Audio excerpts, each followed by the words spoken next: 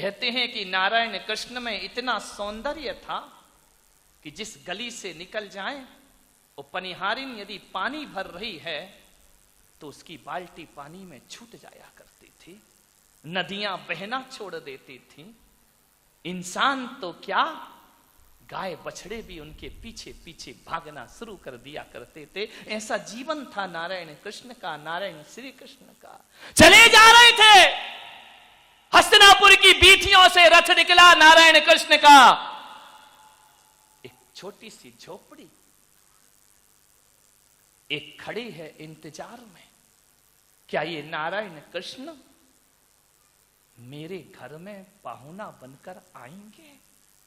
फिर उसे लगा नहीं, ये तो सम्राटों के घर जाते हैं, मुझ अभागिन के घर कैसे आएंगे?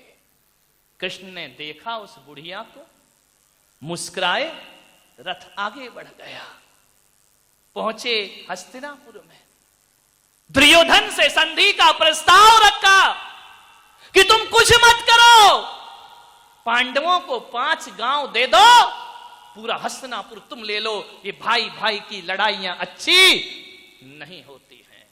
दुर्योधन ने कहा कि नारायण ये नहीं हो सकता है, 5 गांव की बात करते हो, मैं तो उन्हें सुई की नोक की बराबर भी जमीन देने को तैयार नहीं। दुर्बुद्धि दुर्योधन को कौन समझाए? नारायण कृष्ण ने बहुत समझाया, दुर्योधन को कुछ समझ नहीं आया। तो नारायण कृष्ण ने कहा कि सावधान दुर्योधन, यदि शांति का प्रस्ताव तुम्हें मंजूर नहीं है तो कुरुक्षेत्र तुम्हारा इंतजार कर रहा है।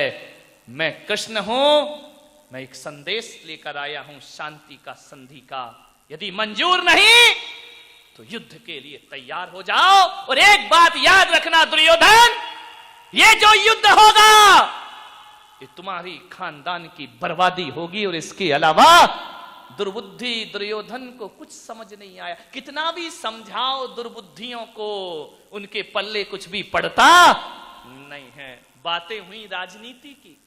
दुर्योधन ने कहा कि नारायण ये तो बात हो गई राजनीति की, आप हमारे महल में पधारे हैं, चलो 56 भोग तैयार है, मोहन भोग तैयार है, भोजन करिए। कृष्ण ने कहा कि नहीं दुर्योधन, आज नहीं, फिर कभी, फिर कभी। तो दुर्योधन ने कहा कि नारायण मैंने आपका प्रस्ताव स्वीकार नहीं किया, इसलिए आप मेरा भोजन स्वीकार नहीं कर रहे हैं। कृष्ण ने कहा ऐसी बात नहीं दुर्योधन, आज मेरा निमंत्रण कहीं और है। लौट आए दुर्योधन के महलों से, दरवाजे बंद हैं, दरवाजा खटखटाया नारायण कृष्ण ने, अंदर से आवाज आई कि बाद में आना, अभी मैं घर में अकेली हूं। क्या मर्यादाएं थी पहले की, अभी नहीं खोल सकती दरवाजा। काकी दरवाजा खोलो, देखो तो कौन आया है। काकी ने कहा कि कोई भी आया हो, मैं द्वार नहीं खोल सकती हूं। आवाज आई, काकी बहुत भूख लगी है मुझे, सुबह से कुछ नहीं खाया मैंने, तड़प रहा हूं भूख से, मेरे प्राण संकट में है। जैसे ही भीतर आवाज गई कि कोई भूखा है, तो फिर सारी मर्यादाएं इस देश की महिलाएं छोड़ देती हैं कि मेरे दर पे यदि कोई भूखा आया है तो द्वार खोलना मेरा फर्ज। पहले का वो जमाना था कि जब लोग भोजन करते थे तो ये सोचते थे कोई आवे तो हम खावे, और आज का जमाना ऐसा है कोई बैठा है तो सोचते ये जावे तो हम, बदल गया जमाना पूरा। खोल दिए द्वार, हतप्रभ रह गई देखकर, ये क्या हुआ? नारायण कृष्ण खड़े मेरे द्वार पर, विदुरानी की आंखों से अश्रु की धारा बह गई।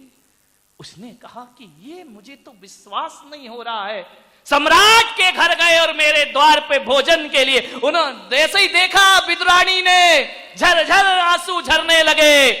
कृष्ण ने कहा कि काकी अंदर आने का नहीं बोलोगी, पधारो। शब्द मौन हो गए। एक बात ध्यान रखना, जब प्रेम प्रगाढ़ होता है तो शब्द मौन हो जाया करते हैं, मुखर नहीं होते हैं, नयन बात करते हैं। पधारो नारायण हे मधुसूदन पधारिए, अंदर ले गई, एक खाट बिछाई। दुर्योधन ने कहा काकी, नारायण कृष्ण ने कहा कि काकी जो भी है जल्दी दे दे, भूख लग रही है बहुत। रसोई घर में जाती, फिर भीतर जाती, फिर बाहर आती, सूझ ही नहीं रहा मैं करूं तो क्या करूं। अरे उसकी किस्मत के क्या कहने, जिसके घर भगवान पाहुना बनकर के पहुंच जाया करते हैं, सौभाग्यशाली वह। फिर बाहर फिर भीतर, फिर बाहर फिर भीतर, क्या खिलाए, आज तो खिलाने को कुछ भी नहीं है। कृष्ण ने कहा कि जल्दी करो, बहुत तेज भूख लगी है। भीतर गई, पीछे के आंगन को खोला, केले की बौर लगी हुई थी, डाली लेकर आ गई। मधुसूदन ये केले खाओ, अभी तो मेरे घर में कुछ बना ही नहीं है, कुछ खाने की व्यवस्था नहीं है। खाट पर बिठाया कृष्ण को, केले छील छील कर दे रही है, भक्ति भाव में डूबी है, प्रेम भाव में डूबी है। छिलके छिलके कृष्ण को पकड़ाती है, केले केले फेंकते जाती है, और कृष्ण भी ऐसे छिलके खाए जा रहे आनंद में। इतने में विदुर जी आ गए। विदुर जी ने कहा पगली ये क्या कर रही, आज इस घर में रोशनी क्यों है? बोले कोई फरिश्ता आया है तुम्हारे घर में, इस झोपड़ी में।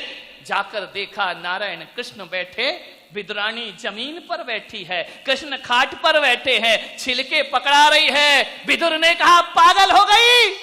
बोले सुनो जी आप बीच में मत बोलो, बड़ा आनंद आ रहा है खिलाने में। बोले भाड़ में गया तेरा आनंद, जरा ये तो देख, छिलके खिला रही, केले फेंक रहे। देखा विदुरानी ने माथा फोड़ लिया, रोने लगी। नारायण कृष्ण गलती हो गई। कृष्ण ने कहा गलती नहीं हुई है काकी, गलती तो विदुर काका से हो गई है। बोले क्या गलती? बोले जब तू छिलके खिला रही थी तो इतना आनंद आ रहा था, इतना आनंद आ रहा था, क्या बताऊं। कृष्ण ने, विदुर ने कहा ये केला खाओ। जैसे ही केला दिया कृष्ण के गले में फंस गया, थूक दिया केला। विदुर ने कहा क्या गलती हुई? बोले काका जो स्वाद केले के छिलकों में आ रहा था वो तेरे ज्ञान के केलों में वह स्वाद प्राप्त नहीं हो रहा है। इतना आनंद आ रहा था, ऐसा लग रहा था, ऐसा लग रहा था कि मैया यशोदा मुझे माखन रोटी अपने हाथों से खिला। इतना आनंद आ रहा था, तेरे ज्ञान के केलों ने मेरे रंग में भंग पैदा। मैं कह रहा हूं ना, स्वाद मिर्च मसालों में नहीं, स्वाद भीतर के प्रेम में हुआ करता है। और यदि भीतर प्रेम होता है तो नारायण कृष्ण विदुरानी के केले के छिलके स्वीकार करते हैं, और भीतर प्रेम होता है तो राम भीलनी के जूठे बेर स्वीकार करते हैं, और भीतर प्रेम होता है तो कोई महावीर उड़द के छिलके भी चंदना से स्वीकार कर लिया करते हैं। बड़ा स्वाद है भोजन।